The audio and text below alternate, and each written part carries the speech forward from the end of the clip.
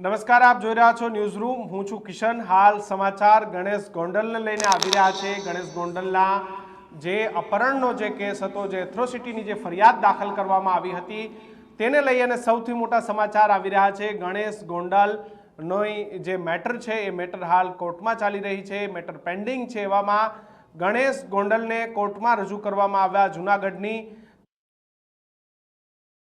જય સોલંકીના અપહરણ અને મારવાના કેસમાં ગણેશ ગોંડલ સાથે જોડાયેલા આ મહત્વના સમાચાર આવી રહ્યા છે। ગણેશને હજુ નથી મળ્યા ત્યારે હાઈકોર્ટમાં ગણેશની મેટર પેન્ડિંગ છે। હાઈકોર્ટમાં ગણેશની મેટર પેન્ડિંગ છે। એવામાં રૂટીન તારીખ અંતર્ગત આજે જૂનાગઢ કોર્ટમાં ગણેશને રજૂ કરવામાં આવ્યો।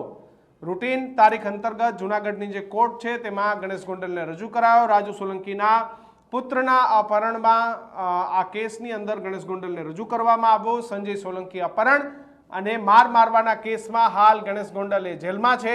ગણેશ ગોંડલને લઈને હાલ આ સૌથી મોટા સમાચાર।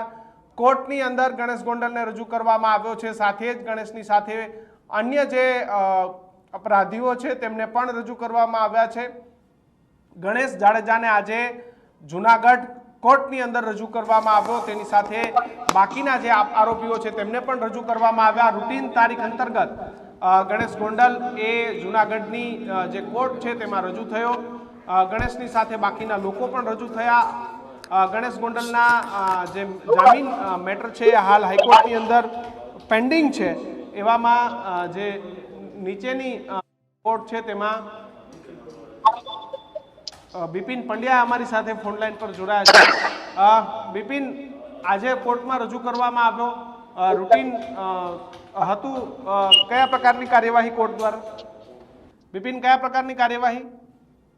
ચોક્કસથી કિશન વાત કરીએ તો જે ગણેશની જાડેજાની ઉપર જે આરોપ છે ને, જે હાલ અત્યારે તે જૂનાગઢની જેલમાં છે, એને આજે રૂટીન જે કોર્ટમાં હાજરી પુરવાનો છે એને માટે ચુસ્ત પોલીસ બંદોબસ્ત સાથે તેમના સહ આરોપીઓ સાથે તેમને લેવામાં આવ્યો હતો અને કોર્ટમાં તેમને રજૂ કરી ફરી તેમને જેલ હવાલે કરી દીધો। બીજી ખાસ કરીને વાત કરી હાલ જે તેમનો જે કાનૂની જંગ છે તે સુપ્રીમ કોર્ટની અંદર ચાલી રહ્યો છે, એ તેમની જામીન અરજી પણ હાઈકોર્ટમાં થઈ કરેલી છે। ત્યારે વાત કરીએ તો આજે જે તેમને રજૂ કરવામાં આવ્યો હતો તે તેમની ખાલી જે કોર્ટની જે રૂટીન પ્રક્રિયા છે તે રૂટીન પ્રક્રિયાના ભાગરૂપે તેમને રજૂ કરવામાં આવ્યો હતો। જી કિશન, હાથમાં હાથકડી નહીં અને પોલીસ પણ ખાલી દેખાવ પૂરતો હાથ પકડી રહી છે, એટલે ક્યાંક ગણેશ ગોંડલ એ હવે પોલીસ એને બહુ ખાસ કાયદાઓમાં રાખતી હોય એવું લાગતું નથી બિપિન, આજના જે દ્રશ્યો જોઈને।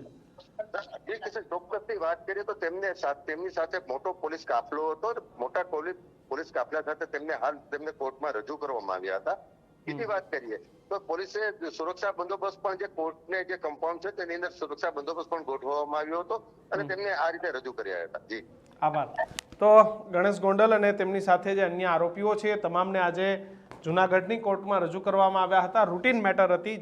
જૂનાગઢની કોર્ટમાં જે કોર્ટમાં હાજરી ભરવાની હોય, હાજરી ભરવા માટે રજૂ કરવામાં આવ્યા હતા। મોટા પોલીસ કાફલા સાથે ત્યાં આવ્યા હતા, પણ જે દ્રશ્યો છે એ દ્રશ્યો ગણેશ ગોંડલ એ જેલમાં રહીને ચૂંટણી પણ જીતી ગયા છે અને ખાસ હવે આટલા મહિના થઈ ગયા એટલે જેલનો પણ હવે ખાસ બહુ ડર નથી અને પોલીસ પણ ખાલી બસ એક સામાન્ય વ્યક્તિની જેમ બે મિત્રો જતા હોય એમ હાથ પકડીને લઈ જઈ રહી છે। પણ ખેર, બાહુબલી નેતાઓના પુત્ર છે એટલે ડર એમને બહુ ખાસ હોતો નથી। બાકીના આરોપીઓ છે એમના હાથમાં ક્યાંક હાથકડી દેખાઈ રહી છે। પૂરતા પોલીસ બંદોબસ્ત સાથે આજે કોર્ટ પરિસરમાં ગણેશ ગોંડલને રજૂ કરાયો હતો। હાઈકોર્ટમાં મેટર પેન્ડિંગ છે, ત્યારે આજે ગણેશ ગોંડલના જામીન ક્યારે થાય છે એના પર સૌ કોઈ નજર રાખીને બેઠા છે। જોતા રહેજો ન્યૂઝ રૂમ। નમસ્કાર।